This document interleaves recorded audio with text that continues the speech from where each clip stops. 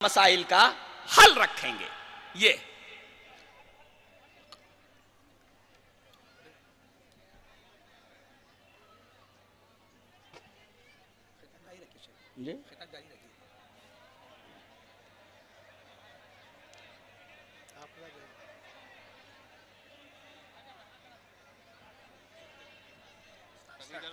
جی پیش آمدہ مسائل کا حل قرآن اور حدیث ہی سے علماء مستنبط کر کے امت مسلمہ کے سامنے رکھیں گے.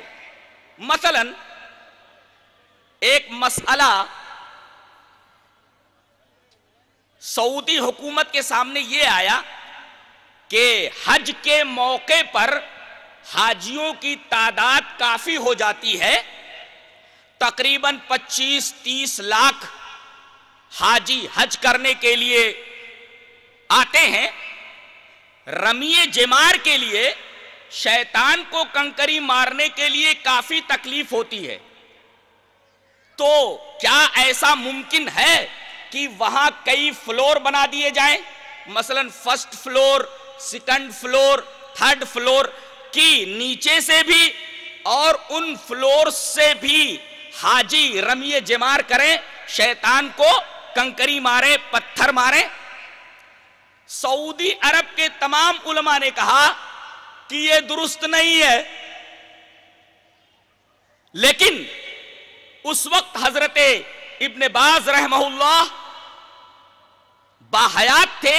انہوں نے کہا کہ اس طریقے کے فلورز حاجیوں کی آسانی کے لیے بنائے جا سکتے ہیں. دیکھیے ایک طرف تمام علماء ہیں اور دوسری طرف علامہ ابن باز ہیں. ان سے دلیل پوچھی گئی تو انہوں نے ایک حدیث پاک ان علماء کے سامنے رکھی کہ میں نے جو یہ اجازت دی ہے کہ بھئی وہاں 2-3 فلور بنائے جا سکتے ہیں اور حاجیوں کی آسانی کے لیے ان فلور کو بنایا جا سکتا ہے تاکہ رمی جمار کے لیے آسانی ہو. میرے پاس ایک حدیث ہے، اس حدیث کی روشنی میں نے یہ بات کہی ہے. وہ حدیث جو علامہ ابن باز کے پیش نظر تھی، جی چاہتا ہے کہ میں وہ حدیث آپ کے سامنے پیش کروں. وان ابن جریج قال اخبرنی عروة بن الزبیر انه سمع جابرا يقول رأيت النبي صلى الله عليه وسلم يرمي على راحلته يوم النحر ويقول لتاخذوا مناسككم فإني لا أدري لعلي لا أحج بعد حجتي هذه. رواہ مسلم فی کتاب الحج. حضرت امام مسلم رحمہ اللہ اس حدیث پاک کو ایسے ہی کتاب الحج کے اندر لائے ہیں. حضرت جابر فرماتے ہیں کہ میں نے جناب محمد الرسول اللہ صلی اللہ علیہ وسلم کو سواری کے اوپر یوم النحر کو کنکری مارتے ہوئے دیکھا. آپ رمی جمار کر رہے تھے، شیطان کو کنکری مار رہے تھے یوم النحر کو، اور آپ صلی اللہ علیہ وسلم اس وقت اپنی اونٹنی کے اوپر سوار تھے.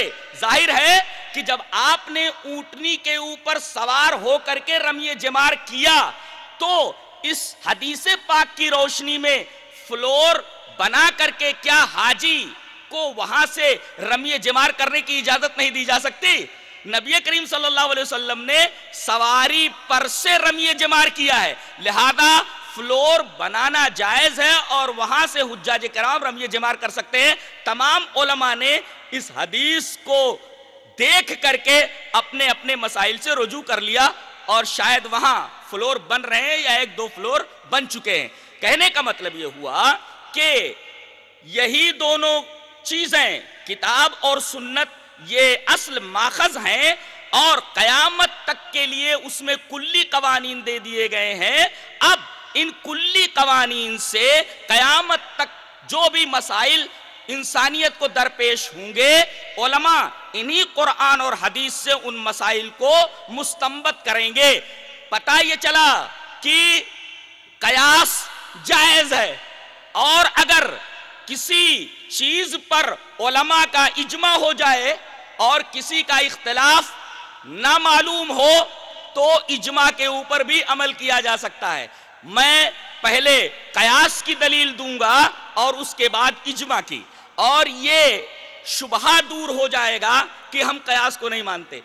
قیاس کو ماننا ضروری ہے، بغیر اس کے آدمی قیامت تک کے پیش آنے والے مسائل کا حل کیسے تلاش کرے گا، جبکہ قرآن و حدیث کلی ہے اور جزئیات کی تفصیل نہیں ہے. ظاہر ہے کہ جزئیات کو ان کلیات سے نکالنا یہ علماء کا کام ہے، لیکن شرط یہ ہے کہ وہ مسئلہ سچ مچ قرآن و حدیث سے مستنبط ہو اور کسی آیت سے اور کسی حدیث سے متصادم نہ ہو. جیسا کہ یہی مسئلہ تھا جو علامہ ابن باز نے لوگوں کے سامنے پیش کیا، اور دلیل کے طور پر یہ حدیث جو حضرت جابر سے مروی تھی انہوں نے علماء کے سامنے رکھ دیا، اور تمام علماء نے اس پر سواد کیا، تصدیق کی، اور فلور بننے شروع ہو گئے.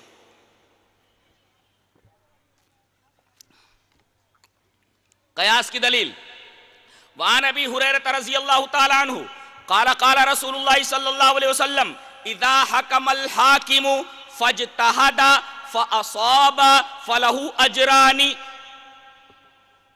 وَإِذَا اجْتَهَدَ فَأَخْطَأَ فَلَهُ أَجْرٌ وَاحِدٌ. رواہ الترمذی فی کتاب الاحکام. حضرت امام الترمذی اس حدیث پاک کو ایسے کتاب الاحکام کے اندر لائے.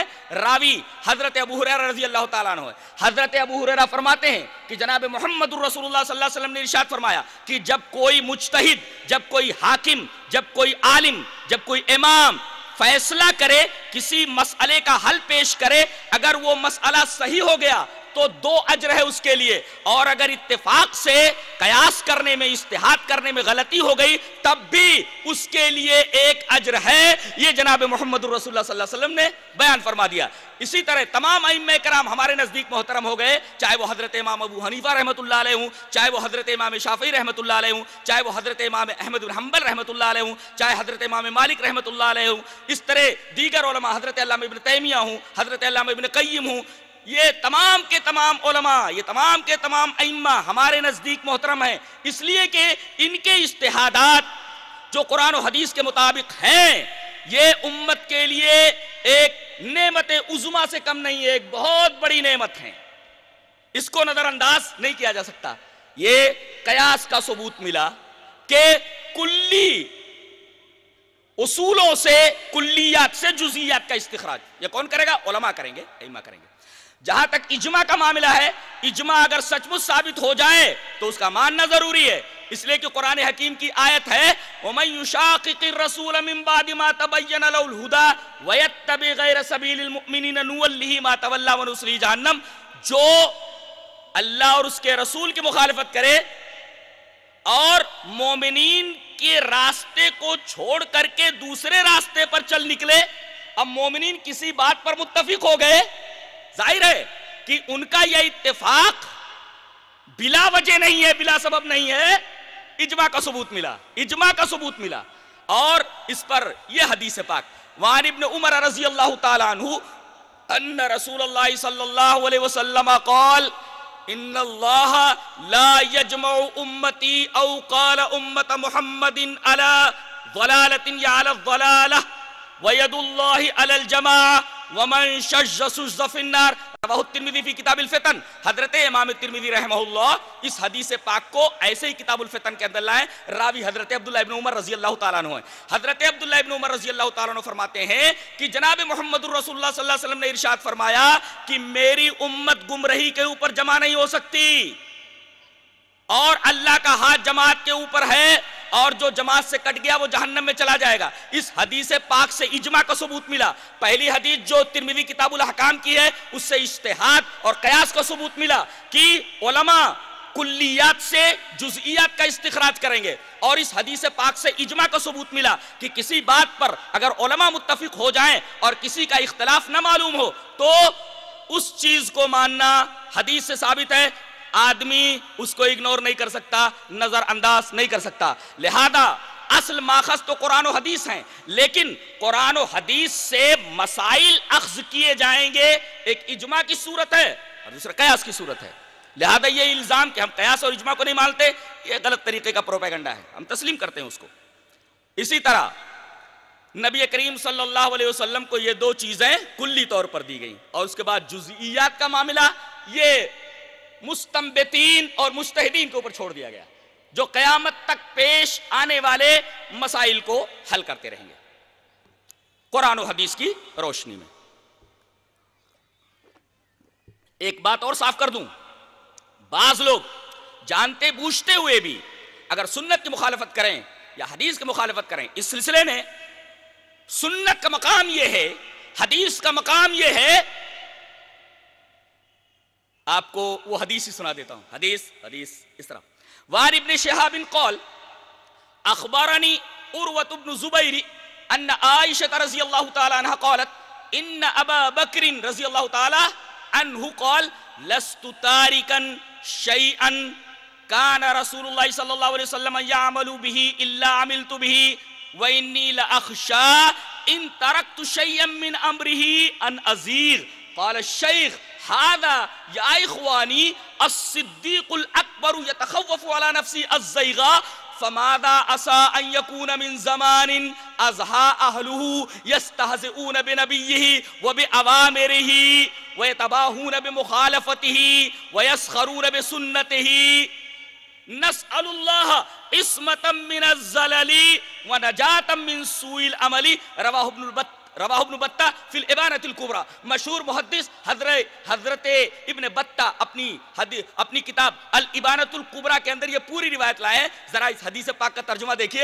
حضرت ابن شہاب فرماتے ہیں کہ مجھے خبر دی عروہ ابن زبیر نے کہ حضرت عائشہ رضی اللہ تعالیٰ عنہ فرماتی ہیں کہ حضرت ابو بکر رضی اللہ تعالیٰ عنہ نے فرمایا کہ میں کسی ایسی چیز کو چھوڑنے والا نہیں ہوں جسے جناب محمد الرسول اللہ صلی اللہ علیہ وسلم کیا کرتے تھے، اس لیے کہ وَإِنِّي لَأَخْشَىٰ، مجھے ڈر ہے کہ کہیں میرے نبی نے وہ کام کیا ہو اور وہ میں کام نہ کروں، چھوڑ دوں تو کہیں گمراہ نہ ہو جاؤں۔ اس پر تبصرہ کرتے ہوئے کہتے ہیں، شیخ فرماتے ہیں کہ ہادہ، غور سے دیکھیے، یا اخوانی، اے میرے بھائیو ذرا غور سے دیکھو، الصدیق الاکبر، یہ صدیق اکبر ہیں کہ نبی کے بعد اسلام میں سب سے بڑا مقام حضرت صدیق اکبر کا ہے۔ وہ اپنے اوپر بھٹک جانے سے ڈر رہے ہیں کہ صحیح راستے سے کہیں بھٹک نہ جاؤں۔ اگر وہ نبی کریم صلی اللہ علیہ وسلم کی کسی حدیث کی کسی امر کی مخالفت کرتے ہیں، جب حضرت صدیق اکبر ڈر رہے ہیں کہ کہیں نبی کریم صلی اللہ علیہ وسلم کے ایک امر کی، ایک حکم کی مخالفت کرنے کی وجہ سے کہیں میں بھٹک نہ جاؤں، تو بتائیے اس زمانے کے لوگوں کا کیا ہوگا؟ فماذا عسى ان يكون، کیا ہوگا اس زمانے کا؟ فی زمان، ایسے زمانے کا جہاں کے لوگ نبی کریم صلی اللہ علیہ وسلم کا مذاق اڑائیں گے، یستہزئون بنبیہ، اپنے نبی کا مذاق اڑائیں گے، وہ بأوامرہ، اور آپ کے اوامر کا مذاق اڑائیں گے، اور اسی طریقے سے وَيَتَبَاهُونَ بِمُخَالَفَتِهِ، اور نبی کی حدیثوں کی مخالفت کرنے پر فخر محسوس کریں گے کہ دیکھو ہم نے حدیث نہیں بیان کرنے دی، ہم نے نبی کریم صلی اللہ علیہ وسلم کی بات نہیں بیان کرنے دی، اس پر وہ لوگ فخر کریں گے۔ وہی حال آج اس امت مسلمہ کا ہے، وَيَتَبَاهُونَ بِمُخَالَفَتِهِ، رسول اللہ صلی اللہ علیہ وسلم کے احادیث کی مخالفت کریں گے، اور ساتھ ساتھ وَيَسْخَرُونَ بِسُنَّتِهِ، اور نبی کریم صلی اللہ علیہ وسلم کی سنت کا مذاق اڑائیں گے۔ آخر میں وہ دعا کرتے ہیں، نسأل اللہ عصمتا من الزلل، میں اللہ سے سوال کرتا ہوں کہ میں گمراہی سے بچا رہوں، وَنَجَاتًا مِّن سُوءِ الْعَمَلِ، اور میں اللہ سے یہ سوال کرتا ہوں کہ برے عمل سے مجھے بچائے رکھے، مجھے نجات دے۔ دیکھیے یہ حدیث پاک موجود ہے، حضرت صدیق اکبر ڈر رہے ہیں کہ کہیں نبی کریم صلی اللہ علیہ وسلم کے ایک امر کی مخالفت ہوئی تو کہیں میں بھٹک نہ جاؤں۔ بتائیے اس زمانے کے لوگوں کا کیا حال ہوگا کہ یہاں صدیق اکبر ڈر رہے ہیں کہ کہیں ایک امر کی مخالفت کرنے کی وجہ سے میں گمراہ نہ ہو جاؤں، یہاں خود مسلمان نبی کی حدیث کا مذاق اڑائے گا۔ کیا ایسا نہیں ہے؟ آج پوری دنیا میں مسلمان جو پریشان ہیں اس کی بنیادی وجہ یہی ہے کہ انہوں نے اپنی خواہش کو اپنا امام بنا رکھا ہے، جبکہ چاہیے یہ تھا کہ قرآن و حدیث کو اپنا امام بنایا جاتا۔ اصل قرآن و حدیث۔ جی چاہتا ہے ایک اور حدیث آپ کے سامنے رکھوں جس سے حدیث کی عظمت واضح ہو جائے. حدیث اس طرح وعن عبد الله بن مغفل انه راى رجلا يخزف فقال له لا تخزف فان رسول الله صلى الله عليه وسلم نهى عن الخزف او كان يكره الخزف وقال انه لا يصاد به صيد ولا ينكى به عدو ولكنها قد تكسر السن وتفقع العين ثم رآه بعد ذلك يخزف فقال له إني أحدثك عن رسول الله صلى الله عليه وسلم أنه نهى عن الخزف أو كره الخزف وأنت تخزف لا أكلمك كذا وكذا. بڑی عجیب و غریب حدیث ہے یہ حضرت عبداللہ ابن مغفل کی. حضرت عبداللہ ابن مغفل فرماتے ہیں کہ میں نے ایک آدمی کو دیکھا کہ وہ کنکریاں مار رہا ہے, پھینک رہا ہے. کہا کہ بھئی ایک کنکریاں کائے کو پھینک رہا ہے؟ لا تخسف, کنکریاں مت پھینک. جیسے آج کل لڑکے سڑک کے اوپر پتنگ اڑاتے رہتے ہیں. ارے بھئی کہیں ڈور کھینچنے کی وجہ سے کہیں کسی کا کان لپیٹ میں آ گیا تو کہیں کان کٹ کر نہ گر جائے. سڑک کے اوپر بیٹ اور بال لے کر کے ڈٹے رہتے ہیں بچے. کسی کو بلہ لگ سکتا ہے, کسی کو گیند لگ سکتی ہے. تو یہ آدمی کنکریاں پھینک رہا تھا. آپ نے فرمایا لا تخزف, کنکری مت پھینک. اور نبی کی حدیث بیان کی انہوں نے, کہا کہ رسول اللہ صلی اللہ علیہ وسلم نے بلا وجہ کنکری پھینکنے سے منع فرمایا ہے, نا الخزف, یا آپ اسے ناپسند کرتے تھے. اور آپ نے یہ بھی فرمایا کہ اس کنکری پھینکنے سے نہ تو شکار کیا جا سکتا ہے اور نہ اسے دشمن کو تکلیف پہنچائی جا سکتی ہے. ہاں دو کام ہو سکتے ہیں, کسی کا دانت ٹوٹ سکتا ہے وَلَكِنَّهُ قَدْ تَكْسِرُ السِّنَّ, کسی کا دانت ٹوٹ سکتا ہے وَتَفْقَعُ الْعَيْنَ, کسی کی آنکھ پھوٹ سکتی ہے. ارے بلا وجہ آدمی کنکری پھینک رہا ہے تو کسی آدمی کا دانت ٹوٹ سکتا ہے اور کسی آدمی کی آنکھ جا سکتی ہے, آنکھ پھوٹ سکتی ہے. تو بھائی نبی کریم صلی اللہ علیہ وسلم نے جو ایسی بات کہی ہے تو کنکری مت پھینک, کہہ کر کے آپ چلے گئے. ایک مرتبہ آپ نے دیکھا کہ وہی آدمی پھر کنکریاں پھینک رہا ہے. غصے میں آ کر کے کہا اے بھائی میں نے تجھ سے کہا نہیں تھا کہ کنکریاں مت پھینک, اس لیے کہ نبی نے کنکری پھینکنے سے بلا وجہ منع کیا ہے. میں نے حدیث رسول بیان کر دی, انی احدثک عن رسول اللہ صلی اللہ علیہ وسلم, میں نے نبی کی حدیث بیان کر دی. اس حدیث سننے کے بعد تو پھر وہی حرکت ریپیٹ کر رہا ہے, لا اکلمک کذا و کذا, میں تجھ سے بات نہیں کروں گا. بتائیے کس قدر حساس تھے حدیث کے تعلق سے صحابہ کرام رضوان اللہ تعالی علیہ اجمعین, کتنے حساس تھے. دیکھیے حالانکہ وہ کنکریاں پھینک رہا تھا, کنکری سے کوئی آدمی مرتا نہیں ہے, لیکن چونکہ نبی کی ایک حدیث تھی کنکری پھینکنے کے تعلق سے, انہوں نے وہ حدیث اس آدمی کے سامنے رکھی, اور جب اس نے حدیث پر عمل نہیں کیا تو حضرت عبداللہ ابن مغفل غصے میں آ کر کے بول رہے ہیں کہ میں نے رسول کی حدیث بیان کر دی اور تو اپنی حرکت ریپیٹ کر رہا ہے, میں تجھ سے بات نہیں کروں گا. پتہ یہ چلا کہ نبی کریم صلی اللہ علیہ وسلم کی حدیثوں کے تعلق سے لوگ کس قدر سینسیٹیو اور کس قدر حساس ہوا کرتے تھے, کس قدر حساس ہوا کرتے تھے. اور ہمیں تو حدیثیں بیٹھے بٹھائے مل جاتی ہیں, مدرسوں میں علماء آپ کے سامنے حدیثیں رکھ دیتے ہیں اور پروگرامز ہوتے رہتے ہیں, اس میں بھی آپ کے سامنے بہت ساری حدیثیں آ جاتی ہیں. کتابیں مدون ہو چکی ہیں حدیثوں کی, آدمی ان کتابوں کو ریفر کر سکتا ہے. پہلے یہ آسانیاں, پہلے یہ فیسیلیٹیز نہیں تھیں. ایک حدیث کے بارے میں اگر کسی آدمی کو معلوم ہو گیا کہ فلاں کے پاس ہے تو وہ میلوں سفر کر کے اس حدیث کو لینے کے لیے چلا جاتا تھا. ذرا حدیث کی عظمت کے بارے میں جی چاہتا ہے کہ ایک حدیث آپ کے سامنے پیش کروں. حدیث اس طرح وان کثیر ابن قیس قال كنت جالسا مع ابي الدرداء رضي الله تعالى عنه في مسجد دمشق فجاءه رجل فقال يا ابا الدرداء اني جئتك من مدينه رسول الله صلى الله عليه وسلم لحديث بلغني انك تحدث عن رسول الله صلى الله عليه وسلم ما جئت لحاجه قال فاني سمعت رسول الله صلى الله عليه وسلم يقول من سلك طريقا يطلب فيه علما سلك الله به طريقا من طرق الجنة وإن الملائكة لتضع أجنحتها رضا لطالب العلم وإن العالم ليستغفر له من في السماوات والأرض والحيتان في جوف الماء وإن فضل العالم على العابد كفضل القمر ليلة البدر على سائر الكواكب وإن العلماء ورثة الأنبياء وإن الأنبياء لم يورثوا دينارا ولا درهما انما ورثوا العلم فمن اخذه اخذ بحظ وافر رواہ ابو داؤد فی کتاب العلم. حضرت امام ابی داؤد رحمہ اللہ اس حدیث پاک کو ایسے ہی کتاب العلم کے اندر لائے. راوی حضرت کثیر ابن قیس ہیں. حضرت کثیر ابن قیس فرماتے ہیں کہ میں جامع مسجد دمشق کے اندر جو شام کا دارالسلطنت ہے, میں اس مسجد کے اندر بیٹھا ہوا تھا. اچانک کس کے ساتھ بیٹھا ہوا تھا؟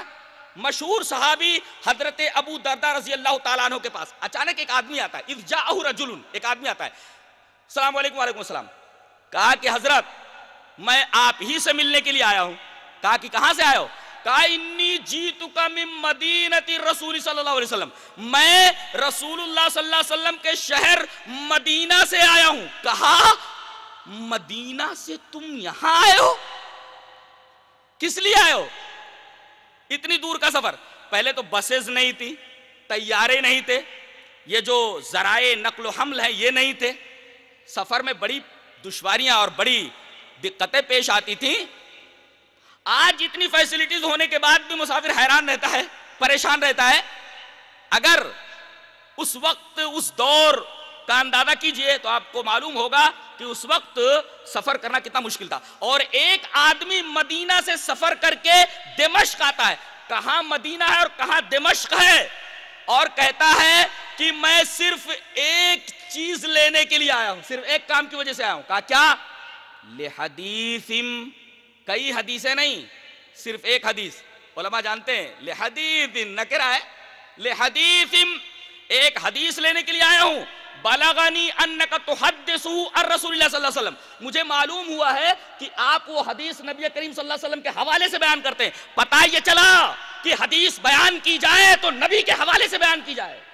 وہ کہہ رہے ہیں بلغنی انک تحدث عن رسول اللہ صلی اللہ علیہ وسلم, آپ وہ حدیث نبی کریم صلی اللہ علیہ وسلم کے حوالے سے بیان کرتے ہیں.